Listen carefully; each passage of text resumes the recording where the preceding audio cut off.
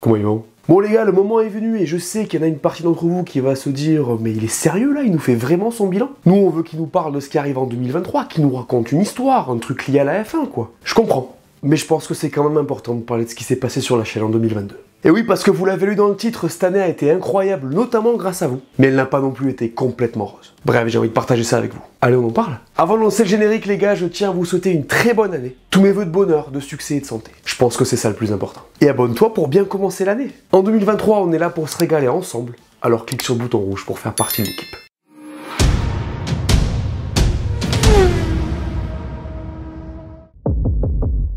L'année 2022 a été riche, je vais pas vous mentir, ça a été très positif au niveau des stats. Et je suis vraiment très content de vous les partager. Commençons avec YouTube puisque c'est ma plateforme principale. Je vous envoie quelques chiffres ou quoi? Du 1er janvier au 31 décembre 2022, nous avons fait 8 600 000 vues. Que s'est-il passé? 780 000 heures regardées, ce qui représente pas moins de 32 500 journées ou 89 ans. Je vis sûr. Et enfin, plus 74 000 abonnés. On est 95 000 les gars. C'est quoi ce délire? Je vous l'ai dit, hein, à 100 il y aura un concours avec un cadeau plutôt sympa, une FAQ, parce que bon, 100 000 sur YouTube les gars c'est quelque chose. Hein. Après j'y crois pas tant que c'est pas fait. En tout cas ça me fait hyper plaisir que vous soyez motivés à vous abonner à la chaîne, et comme je vous le dis à peu près à chaque vidéo, je sais que c'est un peu relou mais c'est vrai, c'est vraiment hyper important pour faire plus, mieux et continuer à vous régaler. En fait, vous le captez peut-être pas parce que c'est un peu sombre tout ça, mais plus on est sur la chaîne, mieux les vidéos sont référencées, plus on va faire de vues et donc enclencher le cercle vertueux. Pour ne rien vous cacher, il y a aussi une variable financière dans l'affaire, puisque vous le savez, avec YouTube, on gagne de l'argent grâce aux pubs que vous subissez et j'en suis conscient. Et franchement, désolé pour le désagrément. Mais bon, faut se dire que YouTube c'est gratuit et que nous, avec l'argent que la plateforme nous reverse, on peut acheter du matériel, faire des déplacements, tout ça quoi. Bref, ça nous aide à améliorer la qualité de la chaîne. Donc sur YouTube, les chiffres sont excellents.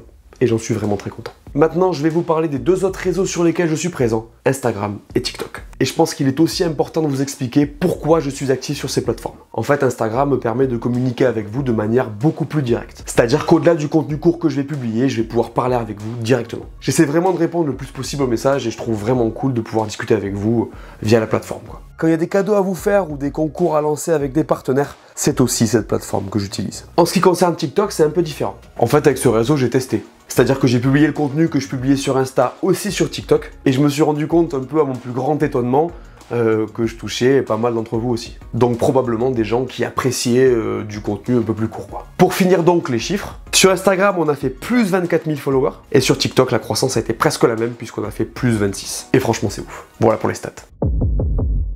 Maintenant, je voudrais vous parler des formats que j'ai utilisés cette année. Sur YouTube, on a gardé les previews et les débriefs. Les previews, elles ont super bien marché, hein. C'était vraiment cool de pouvoir faire le warm-up du week-end et prendre un peu la température. Ça m'a aussi beaucoup aidé à préparer les week-ends de Grand Prix. Et un truc aussi hyper cool, c'est que j'ai pu faire rentrer Winamax comme partenaire de Jean-Michel Prédiction, ce qui m'aide aussi pas mal à faire plus de choses. Vous me direz ce que vous pensez de l'intégration, mais le fait de le faire avec Jean-Michel Prédiction, qui existait déjà avant qu'ils arrivent, perso, ça me fait rire et c'est assez naturel. Après, on parle de paris sportifs, hein. Je sais qu'il faut faire très attention avec ça. D'ailleurs, comme dans chaque vidéo, je le répète ici, pour les mineurs, on pense même pas à jouer, et plus globalement, c'est pas avec ça que vous allez gagner de l'argent. Travailler est un moyen bien plus efficace, je vous le garantis. Voilà pour la preview. Le débrief a aussi super bien marché. C'est toujours un plaisir de faire ça après les Grands Prix. J'ai aussi fait pas mal de sujets d'actu, on a parlé des personnages de la grille, des pilotes, tout ça. Le format récit a pas mal plu, j'ai l'impression. J'ai sorti une vidéo sur le drame de Zolder qui a vraiment fait un carton, donc je pense qu'on en fera d'autres cette année. Pareil pour les explications des concepts plus basiques sur la Formule 1. Le dernier en date, c'est d'ailleurs ma dernière vidéo sur comment la F1 est filmée. Je vous invite à aller voir ça. En début d'année, j'ai aussi fait une interview avec Juan Manuel Correa que j'ai vraiment kiffé faire. Donc il y a moyen que je pousse cette année pour vous en proposer un peu plus. Après, ça demande des moyens vraiment supérieurs, donc on va continuer à charbonner. Sur Instagram, il y a un format qui m'a fait grave kiffer, c'est les micro-trottoirs que j'ai fait au Grand Prix de France. En vrai, c'était une régalade à faire, hein. J'ai vraiment kiffé passer ces moments avec vous, et je trouve que ça sort vraiment pas mal. D'ailleurs, je vous remets ici la meilleure réponse de l'année. Complète les phrases. Nicolas Latifi, il prend le mur. Ça, c'est pas mal ça.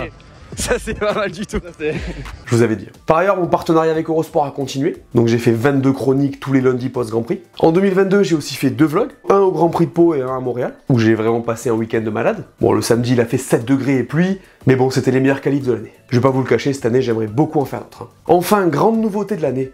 J'ai commencé les plateaux. Alors d'abord, il y a mon contrat avec Winamax qui fait que j'ai pris une place sur le plateau de pole position tous les week-ends de Grand Prix. Sur ce plateau, je suis en compagnie d'Emmanuel Moine et Brice Germain, que vous connaissez peut-être parce qu'ils sont ni plus ni moins que 2 des 3 membres de la fameuse équipe des pistonnés, que vous pouvez suivre toutes les semaines après les Grands Prix. Donc un nouvel exercice pour moi qui a été un vrai apprentissage. Ça change énormément des vidéos et tout se base beaucoup sur la confiance. Donc disons qu'il faut se forger dans l'exercice pour être performant. En tout cas, j'ai vraiment apprécié sortir de ma zone de confort pour aller là-dedans et j'espère continuer cette année. Toujours chez Winamax, j'ai commenté 4 Grands Prix en live avec Manu Moine. Autant vous dire qu'on a bien rigolé. Dernière petite chose que j'ai eu l'occasion de faire en 2022, c'est du live chez Canal, en compagnie de mon collègue Antoine, du Pit Stop F1 que vous connaissez sûrement. On a fait le warm-up du Grand Prix des USA en live sur Twitch, ainsi qu'une émission spéciale sur Mattia Binotto au moment de l'annonce de sa démission. C'était un régal de faire ça, d'autant plus qu'on s'entend super bien avec Antoine, donc un vrai exercice de kiff. Après, je vais pas vous mentir, il y avait un peu de pression.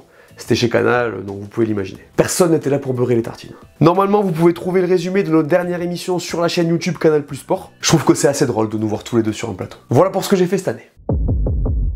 Je vous l'ai dit dans l'intro, tout n'a pas été rose en 2022, loin s'en faut. Pour être totalement transparent avec vous, j'ai fini l'année complètement cuit. Et si c'était carrément pour de bonnes raisons, honnêtement c'était un peu chaud. En fait, j'ai jamais autant bossé de ma vie et je m'en suis pas rendu compte, mais je prenais jamais de jours de repos. Faut que vous le sachiez, mais je fais tout le contenu tout seul en fait. Donc ce que vous voyez sur YouTube, Instagram, TikTok, bah c'est moi. Et jusqu'à disons mai, je m'occupais aussi de mes partenariats. Du coup, quand tu sors 2 vidéos par semaine plus la chronique pour Eurosport et que tu fais des plateaux le week-end, et bien rapidement t'es fatigué. Le truc c'est que je m'en suis pas rendu compte et à la fin de la saison, j'étais cuit presque au point où j'avais envie d'arrêter. J'avais l'impression de m'être fait rouler dessus par les 26 camions qui amènent le fret de la F1 sur les Grands Prix. Pour comprendre la ref, allez voir ma dernière vidéo. Après, je kiffe de fou, hein. Ne me faites pas dire ce que j'ai pas dit. Mais bon, des fois, quand tu tires trop sur la machine, ça bloque. D'où la réduction de la fréquence de publication en fin de saison. Je vous avais dit que j'en ferais 2 par semaine, mais j'ai tout simplement pas pu, hein. J'étais rôti, les gars. Eh oui. Désolé les gars, hein, mais c'est un marathon cette histoire. Donc voilà, entre tout c'était un peu galère et j'avais vraiment envie d'être au top pour ce début de saison. Et puis je vais pas vous mentir, en 2022 j'aurais voulu faire plus. Plus de contenu, plus de choses.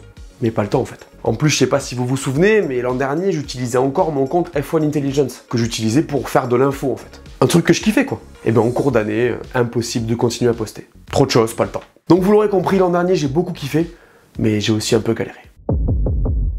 Maintenant, tout problème a sa solution. Donc je pense qu'il y a des issues à tous les petits soucis que j'ai pu avoir. Mon problème principal, ça a été le temps, et ce qui m'en prend le plus, c'est le montage. Pour vous donner un exemple, un débrief, ça me prend genre 7 heures de montage. Donc les lundis à 17h30, vous avez votre notif, ça veut dire que je m'y suis filé depuis 8h du mat si c'est un Grand Prix en Europe. Sachant que j'ai passé l'après-midi et la soirée de la veille à monter ma chronique pour Eurosport. Et là-dedans, je compte pas le temps d'écriture, tournage et publication avec la miniature, hein. Donc ça fait beaucoup. Du coup, j'ai décidé de prendre quelqu'un pour monter certaines de mes vidéos. Tout simplement. Grâce au partenariat, je devrais pouvoir le financer, donc c'est top. D'ailleurs, si vous m'avez écrit pour ça, c'est en cours. Vous devriez entendre parler de moi bientôt. Donc voilà pour la première nouvelle de 2023. Ensuite, niveau contenu. Parce que vous, que ce soit moi ou quelqu'un d'autre qui monte mes vidéos, ça vous en touche une sans faire bouger votre.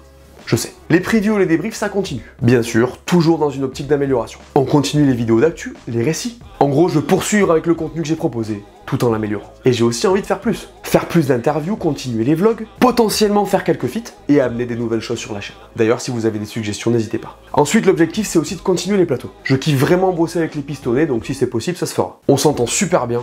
Et les expériences sont super bonnes. Le partenariat avec Eurosport ne devrait pas forcément se reconduire. Je vous tiens au courant là-dessus, mais si ça se fait pas, c'est pas forcément une mauvaise nouvelle. Ça me donnera un peu plus de temps pour faire mieux sur la chaîne. Et peut-être que vous me reverrez sur Canal avec Antoine. En tout cas, j'espère. Pour l'instant, rien n'est gravé dans le marbre, mais vous l'avez compris. Comme l'an dernier, je suis hyper chaud pour tout faire pour nous régaler, vous et moi. Mon objectif étant toujours de faire plus, mieux et d'optimiser mon temps. Je vais aussi continuer à vous proposer des éditions limitées de fringues qu'on peut porter sur et en dehors du circuit, histoire d'un peu moins ressembler à des hommes sandwich, et peut-être plus si affinité. En tout cas, je vous tiens au jus. Dans cette partie, je tiens juste encore une fois à vous dire merci à tous en fait. Parce que sans votre implication dans les vidéos, les commentaires, les likes, tout ça, il n'y aurait rien en fait. Ou en tout cas beaucoup moins. Ça m'a vraiment fait très plaisir de vous croiser au Grand Prix de France pour ceux que j'ai vus. J'ai aussi kiffé discuter avec vous en commentaire et sur Instagram. Encore une fois, n'hésitez pas à m'écrire si vous en avez envie. Cette année 2023 sera encore plus cool les gars, je vous le dis. Hein. Je suis sûr que le sportif va nous régaler. Moi, je vais tout faire pour vous mettre bien et je pense qu'on va s'amuser. En tout cas, je vous sens déjà en forme. Voilà, merci à tous de m'avoir écouté, j'espère que cette vidéo vous a plu. Laissez-moi un pouce bleu et dites-moi ce que vous avez pensé de ce qui s'est passé en 2022 sur la chaîne. N'oubliez pas d'aller voir mes dernières vidéos que vous n'auriez pas vues. Dites-moi tout et on s'abonne. Allez, ciao!